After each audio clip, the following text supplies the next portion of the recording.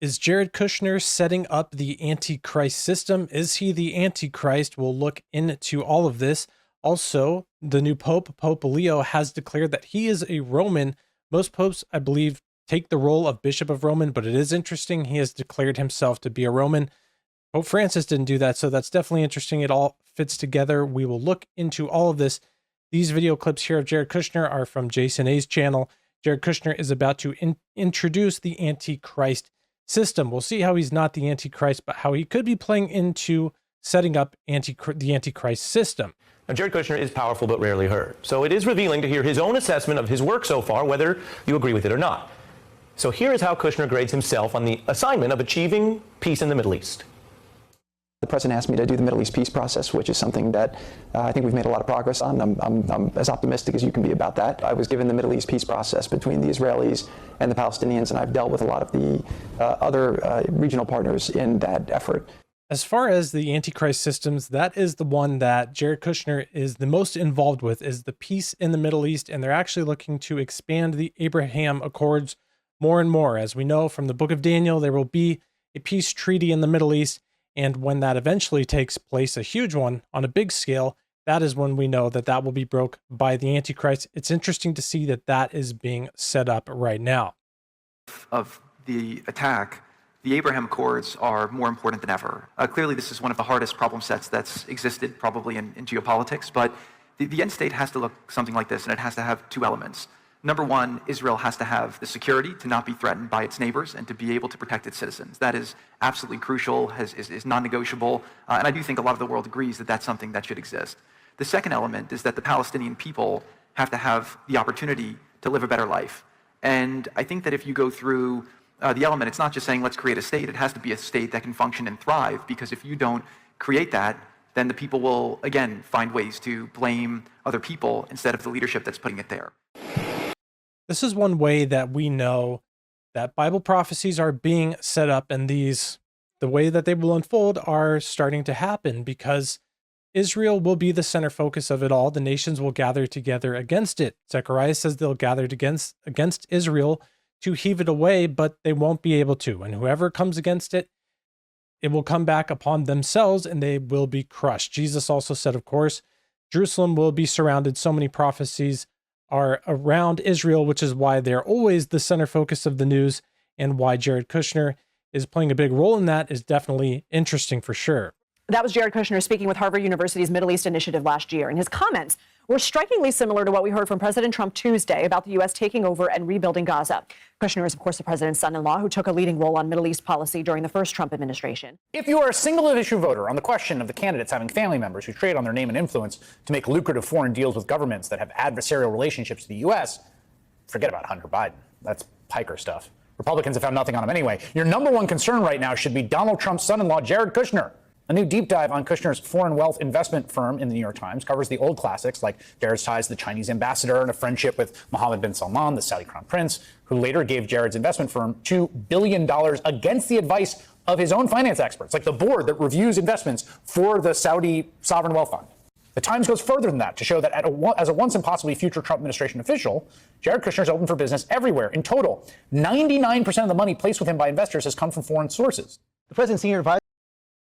The mainstream media, of course, has to just lie right off the bat. I don't know why they find it that they just have to say an absolute complete lie like that to make their point. They could still make their point and show that Hunter Biden, of course, has his dealings with Ukraine, many different government officials being paid off. He had many charges brought against him. It's very obvious that he was involved in a lot of extremely crooked stuff. I mean, his phone was leaked, and there was quite a bit of bad stuff on that.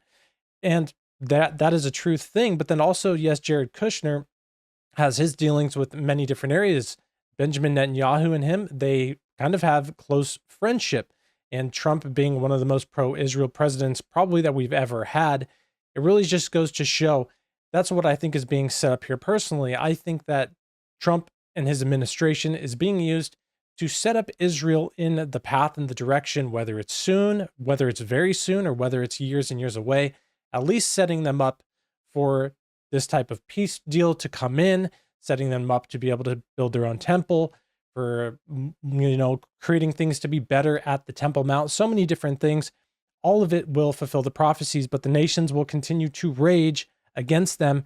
And finally, when we see the ultimate peace deal eventually from the book of Daniel brought in, that's when we can know that the prophecies are actually fully starting to happen. Advisor and son-in-law Jared Kushner played a key role brokering this agreement. He joins us now from the North Lawn of the White House. Good morning, Jared. Thanks for joining us this morning. Thank you, George. This agreement has the potential to be a truly transformational event in the Middle East. Even experts who've been critical of President Trump in the past, like Tom Friedman, call it a major breakthrough. So can you explain, what does it mean for U.S. national security? Why is it happening now? Yes, thank you, George. Great to be with you. So this is the first peace agreement that happened in the Middle East in the last 26 years. This is between Israel and the United Arab Emirates. Then just last week, President Trump announced the second peace agreement that he was able to broker in 29 days. So we have two peace agreements being signed today at the White House between Israel and Arab countries. This really signals the end, we believe, of the Arab-Israeli conflict. There's still a lot more work to do, but for 70 years in the region, you've had the Arab countries not wanting to interact with Israel in a substantive way. This has led to a lot of people using hatred to do extremism, which has led to terrorism all throughout. And America over the last 20 years has been very, very distracted with the Middle East. We've had hundreds of thousands of troops that have been through the Middle East. We've obviously had a lot of terror, that we've had threats coming to America. So bringing peace to that region allows us to focus more here domestically and create less risk to America, and obviously bring our troops home, which is something that President Trump's been doing. It has not ended the conflict between the Israel and the Palestinians. The Palestinians calling this a betrayal. Are there hopes for a state now dead?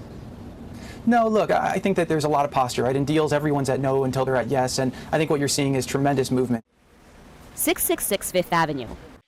So this whole thing with the peace in the Middle East, this is something that could even happen, and then later down the line, years and years away, we could see the other peace, the prophesied peace from the book of Daniel, unfold. They could bring these different peace agreements with the Arab nations in the region, but then something could happen in the future that brings all the nations against Israel, which is what we know will happen. Somehow that will happen. So it's important to just look at this peace plan and everything that's happening with the eyes that this could happen, this could unfold, and this is not necessarily the prophetic fulfillment of the book of Daniel peace treaty that the Antichrist will make. Jared Kushner is not the Antichrist. There are some weird things about him, like the video that just started to play now, that he paid above and beyond what 666 Fifth Avenue was worth because he wanted the building. And that is definitely odd, as for sure. And we'll watch that here in just a moment. But I do have a couple of the characteristics of the Antichrist that are important to keep in mind whenever evaluating who people think the Antichrist could be. He will attempt to destroy Israel. That is from the book of Daniel. He causes the earth's armies to fight against Jesus. He will eventually, of course, desecrate God's temple, or the temple in Israel, the third temple. He'll control the world economy, rules in full authority, comes back to life, displays miraculous powers, and then he also will demand worship as in God, the same desecration, the abomination of desolation. So those are massive characteristics that we will have to see unfold. Also, we know the Antichrist will not be attracted to women. Jared Kushner is married to a woman. So these are all things to keep in mind. I know many people have said they thought he's the Antichrist. I don't think he is, but he could very well be setting up at least the path for Israel, America, different nations to at least go into the prophetic future, which is kind of how things are looking in the world right now. Different things are happening, and it looks like it's laying the groundwork for the prophecies to unfold in the future, but they're not unfolding in this very moment in their fulfillment. A prime piece of New York City's skyline, just 6 blocks from Central Park. Jared Kushner decided to make it his trophy in 2007. This was the deal that put Jared on the map. I think every dynasty wants to own a piece of Manhattan. To get the seller's attention, Kushner offered a big price, $1.8 billion, a record at the time. And the 26-year-old CEO of Kushner Companies borrowed aggressively to get the deal done. You said that it was who they partnered. What went wrong here? Is it a function of the industry? Is it a function of mismanagement? It's somewhat all of the above. I mean, they bought it at a very high price. Yeah. They went way too ambitious in terms of their plans with it, and then they just couldn't manage the finances of it. And it'll be interesting to see what Brookfield does with it. Well, that's right, because people who know this building say it's not that easy to renovate this building. For example, it has low ceilings, and you can't fix that very easily. So it will be interesting to see how Brookfield really redoes that building and makes it profitable. And just as a reminder, Brookfield is one of the probably least appreciated and most powerful investment firms in the entire world. We talk a lot about Blackstone. Brookfield is right there as a real estate manager. Bruce Flatt, the CEO, is incredibly powerful, incredibly influential, and little known. So that's on Jason A's YouTube channel.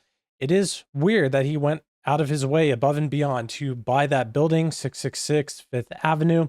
There's some strange happenings around that. Jared Kushner himself claims to be an Orthodox Jew. He's not a Christian, which is why he has the relationship with Netanyahu and Israel that he does. So again, that's really laying the groundwork, in my opinion, for setting up the Middle East with the peace plans and all of that, how that is supposed to unfold.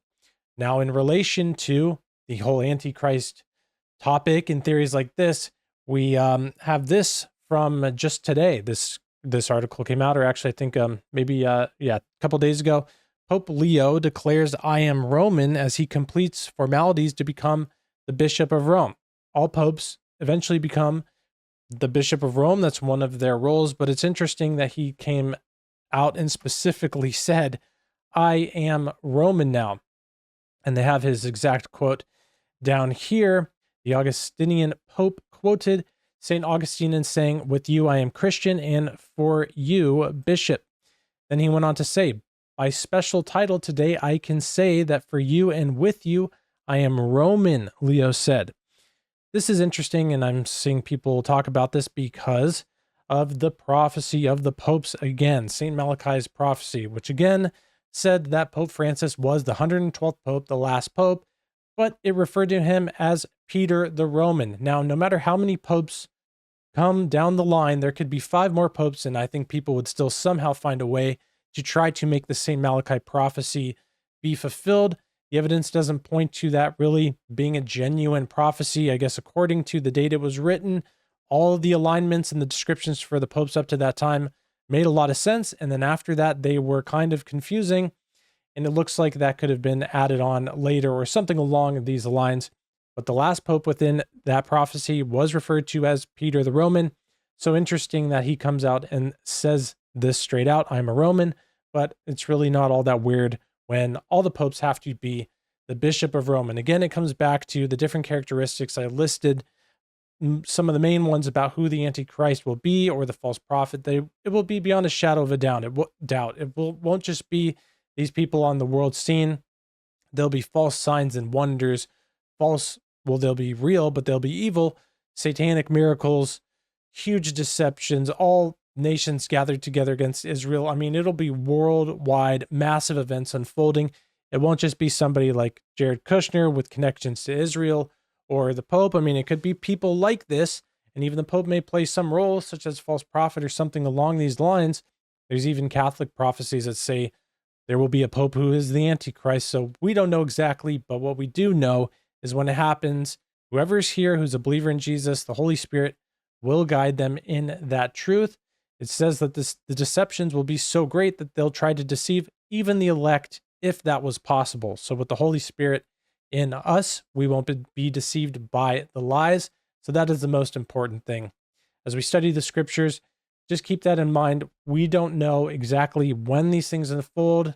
Jesus says to watch them like the fig tree, watch the signs. We'll see them, but when they actually start to completely unfold, it will be completely clear.